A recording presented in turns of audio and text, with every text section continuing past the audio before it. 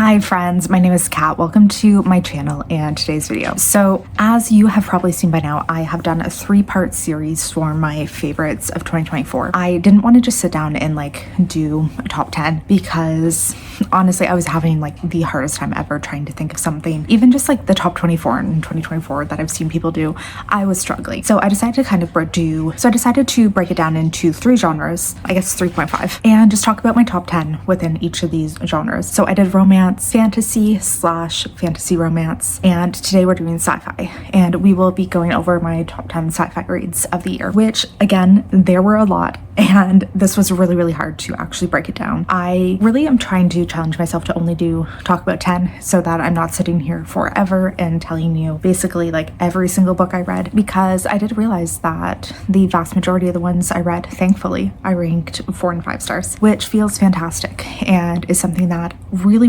makes me happy coming out of a year to see just how many books that I really did enjoy. So we have 10 books. One of them is kind of 4 books that we'll talk about in one. It was part of a series that I read, and otherwise, yeah, quite a few.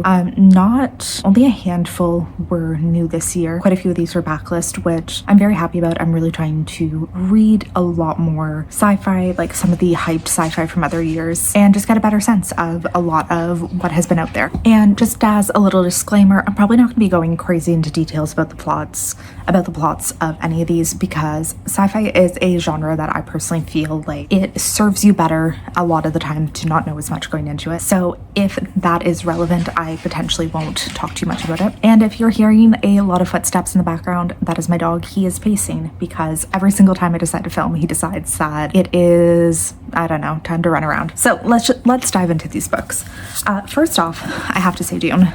It was my first time reading it this year, and it did not disappoint. I was a very big fan of the movies and had been a little scared to go into this, if we're being honest, because I heard so many people talk about how it was one of the densest books that they've ever read. I disagree. I think this was fantastic. I think that it had a wonderful story and really was not as complicated as a lot of people seem to make it out to be. It does have a very political, dense kind of story.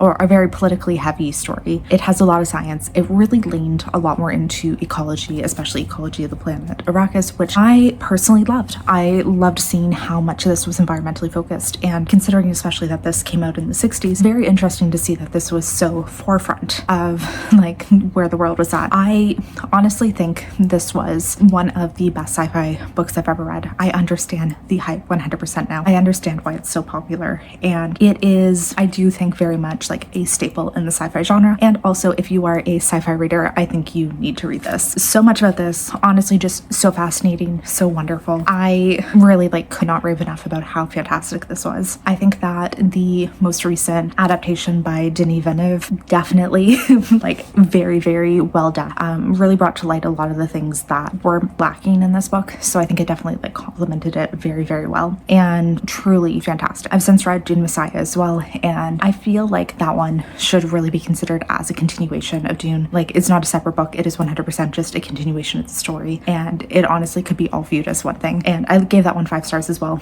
Also loved it. And I will shortly probably be going to Children of Dune, which that one I'm a little scared of, I will say, just because I know the general plot points and I know how weird it gets. So I'm a little worried about that one, but this was fantastic. Really brilliantly done. The messaging, incredible. So good.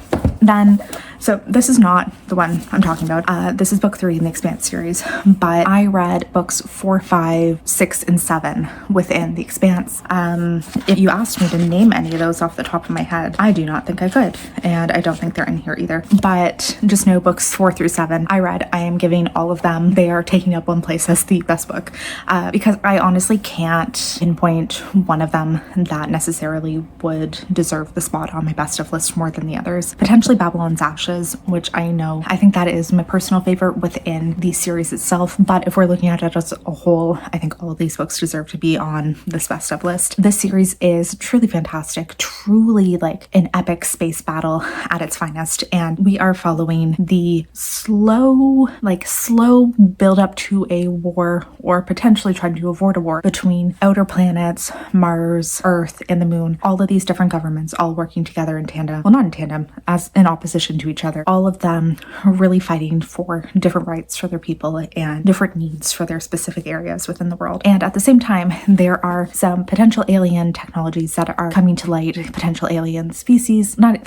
species, but alien technology, we'll keep it at, that are making some very, very big technological advances within this world just by having access to it. I think it's brilliant. Our primary cast, we're following a crew of a few different members who work on this. I think technically they are at this point, I don't know if they're like at this point technically a transport ship or whatever, but they are a crew of people who are just doing all of these different missions throughout the galaxy and getting so involved within these wars that are happening. And they are like, just seeing their life and their journey is truly, truly heart-wrenching at times. And then we have this like amazing cast of side characters who I just absolutely love. And yeah, really like could not recommend this series more. I still have 2 books left to read in it, and I will say that I have 100% been dragging my feet in getting to it because I don't want it to end. And this is an issue I have where I do not like to finish series because I get a little scared. And also from books 7, 8, and 9 take a bit of a time jump and are now in like a completely different arc. So book 7 was very different than the 6 previous ones, and I really enjoyed it. I do think that it was like a very necessary change to the series to kind of like bring it in a new direction. But at the same time,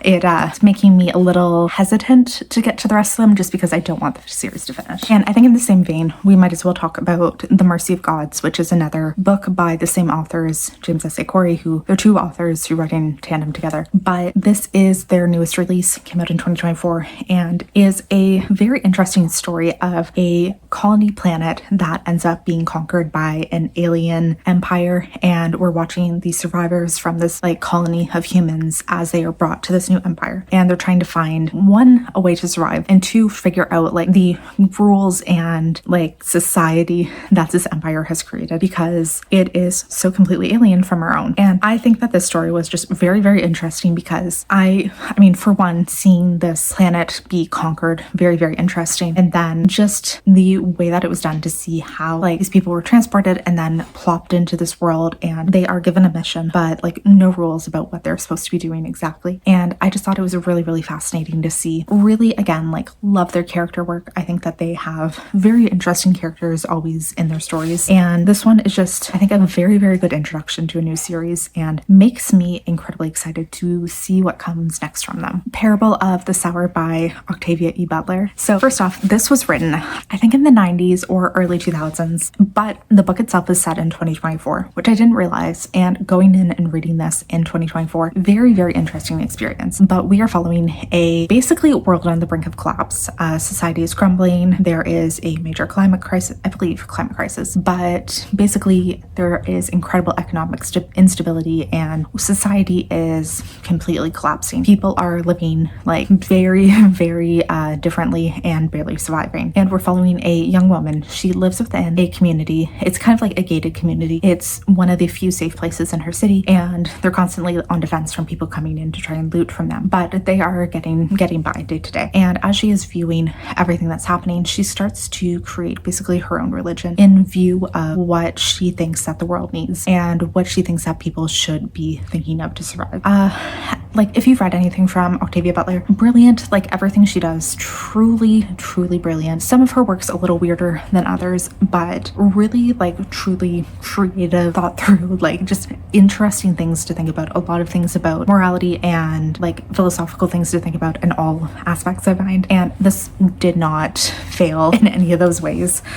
Just brilliant. Really, really brilliant. Like I don't know what else to say about it. Loved it thoroughly. And yeah, like horrifying too. It had some really, really truly horrifying scenes of what has happened to the society as it's collapsing and what people are doing to survive, and just some of the outrageous things that they're now getting away with, and the way like also there's a new drug that has basically like destroyed society even further than it was. And horrifying, but really, really good. Into the Drowning Deep by Mira Grant. This is one that we could kind of argue potentially leans more on horror side than fantasy or than sci-fi, but I do personally feel like it should go into the sci sci-fi just because of the strong emphasis on science that this story had. This is one we are following a space exploration team, ocean exploration team, sorry, and a film crew who are investigating what they think to be mermaids. So there had been this documentary crew several years before who were doing kind of like a series of, oh, we're gonna go out into the woods and find Bigfoot, or we're gonna go to the mountains and see if we can find the abominable snowman, like stuff like that. And they decided to go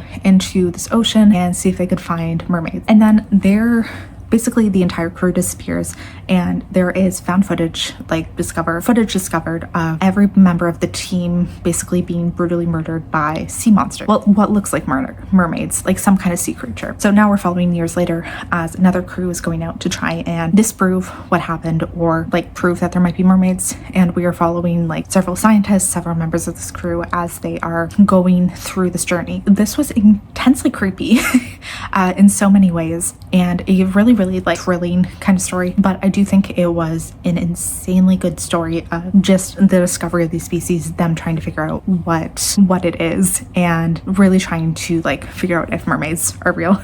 Like really one that is definitely creepy, and I loved it for that. I think this is like that perfect blend of like a sci-fi horror. It's done so well. Yeah, I can't rave about this one enough because I think that it was truly fantastic. The Calculating Stars is an alternate world of ours where basically in the 1950s actually, a meteorite falls to Earth and decimates the like Washington DC and most of the east coast of the US. And because of this, everything that is shot up to the atmosphere after that, it is quickly determined that there is likely to be a climate crisis coming, because the atmosphere is going to be covered in all of this dust and all of these particles, and it's going to leave Earth inhospitable. So basically the government has decided that what they're going to do with this is send people to Mars. Is it Mars or the moon? The moon, to try and colonize space and like potentially save humanity, because it is thought that people will not be able to survive. Like nobody's going to be able to survive on Earth. We are following a woman who works at NASA. It is the 50s, remember? So even though she is a mathematician and a former pilot from the army, she is still like not treated as an equal. And when they start this process to find astronauts to go into space, women are very quickly determined as being not viable to go into space, even though the fact that they are creating a colony to continue humanity, you need women potentially to procreate, that is viewed as not possible. So this woman, she really makes it her mission to try and advocate for women and why they should be in space also, and that she is 100% qualified because she is a pilot. She knows all of this like math stuff that they will need, and is really pushing to be sent to space. Really just a great story. Reminded me a lot of, I think the movie is Hidden Figures, just again following women in the 50s who are not taken seriously within NASA. Yay. But I really enjoyed this one. I'm excited to continue on in the series because I do think the next ones, they go to space, which I think will be really fun to follow. The Three Body Problem, really happy that I finally got to this one. Haven't continued on this series, but I am really excited to. This, I don't even know if I'm able to explain it, but there's a secret military project that's sending signals into space to establish contact with aliens. An alien civilization is on the brink of extinction and communicates back with Earth and starts planning an idea to invade Earth. There is like different groups of people who are either kind of on board with wanting them to invade or not. That is a very broad take of this, and I don't want to get too much more into it. I think that this one had some really interesting, again, like physics and philosophical questions that are talked about within it. Some of the most interesting science that I've seen in a book in a while, and really enjoyed some of the unique takes. Like one of the more unique worlds, I guess, that I've seen, and some of the most unique concepts that I've ever seen within a sci-fi book. So one that I really am happy I finally got to. Loved it. Again, if people are saying that, like, I heard so many people again say that this one is intensely complicated. I don't think it is. I don't think you necessarily need to grasp the physics and the science to be able to enjoy it. The hardest part for me, honestly, was to really like keep the characters apart. I found some of the names just kind of blended together in my mind, which really isn't something that is that hard to get past, but really love this one. Super excited to get to the rest of the series. I haven't yet, just because I only own books 1 and 3, and I've been on hold for like 6 months for book 2 from the library, but I'm excited whenever I get the chance. Yours for the taking. There's a futuristic world. It's 2050. Society's kind of crumbling. Not necessarily crumbling, but not going well. The government, I don't think it's a government, but this organization decides to create these like inside zones where there's supposed to be these like utopian worlds that selected members of society get to live, and they are meant to live inside, survive, thrive, and in hundreds of years be released back into the earth and like save the earth and whatever's left of it. Because well, on the outside, the people who are left are kind of just like the drudges of society. Not even really like they're normal people, but they are very much not given any chances at this point. We are following one of these inside zones that is being created by this like billionaire woman who is very much like a girl boss and trying to embody all of that girl boss vibes, and decides that she wants to create a zone that is entirely for women, and she's going to create the perfect utopia for women to thrive. And then we are following people who live within the zone, the people who are creating it, and just this kind of like something's off, something's not quite right, and quickly realizing that this utopia that was created is not fully satisfying. Well, not satisfying the way it's supposed to be, and the whole thing itself is in fact a giant experiment. Loved this one. I think it had a very great view on a lot of things about, it was very much like a view on white corporate feminism and that girl boss attitude, and I loved it.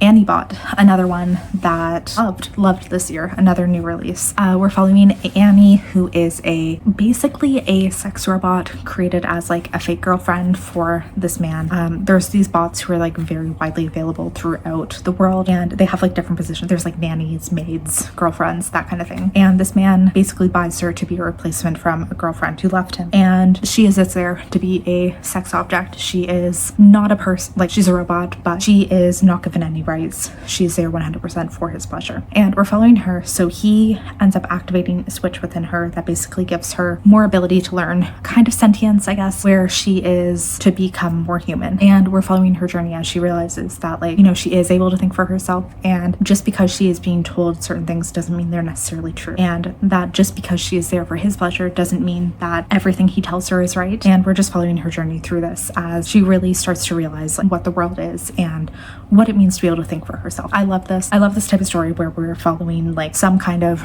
robot or AI, some kind of thing, who are really like learning about the world. Even just stories where it's like an alien learning about the world. Love those. So yeah, give that one 5 stars. And then the final book I'll talk about, this 100% feel free to like tell me this is not sci-fi. Feel free to 100% disagree with me. I am 100% aware this is an embarrassing choice. I am embarrassed about this. I hate myself for how much I love this, but it is Captive of the Horde King. This is an alien romance, and I hate myself for how much I love it, but I loved this one. This was 100% like a Dothraki fan fiction type of vibe too, and I know 100% the reason I liked it so much is because it was giving me all of those like Game of Thrones Dothraki vibes, and I can't help but like really enjoying that. That is something that has always worked for me, and it did in this case. I'm embarrassed by how much I love it. I have ranted way too many times on this channel about how much I like this book, but we're following around an alien planet. There's these Horde Kings, just think again, the cows from Game of Thrones, and they travel across this planet protecting